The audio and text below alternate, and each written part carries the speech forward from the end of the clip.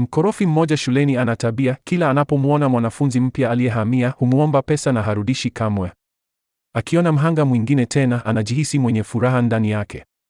Lakini safari hii, mwanafunzi huyo mpya anachukua pesa zake kwa utulivu na kumwonya asimsumbue tena. Jibu hilo linamkasirisha papo hapo. Anaruka mbele akijaribu kumkamata, lakini kwa namna fulani hawezi hata kumgusa. Badala yake, ukwepaji wa haraka wa kijana huyo mwingine unachochea zaidi hamu yake ya kupambana. Anarusha ngumi kadhaa, lakini kila moja inakwepwa kwa umakini mkubwa. Hatimaye anafanikiwa kuishika tai yake, akijaribu kumtupa begani mwake, lakini shambulio hilo linazimwa kiurahisi.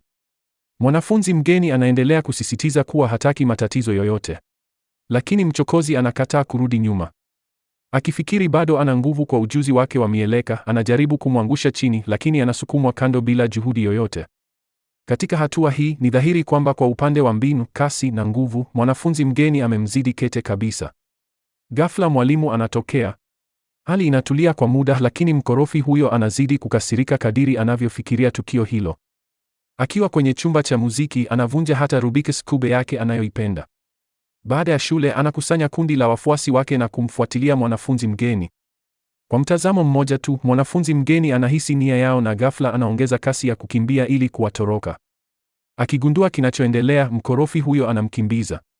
Mwanafunzi mgeni anawaongoza kwenye uchochoro tulivu na usio na watu. Anajua kwamba akifukuzwa shule tena kwa kupigana, hakuna shule itakayomkubali tena. Hiyo ndiyo sababu amekuwa akijizuia.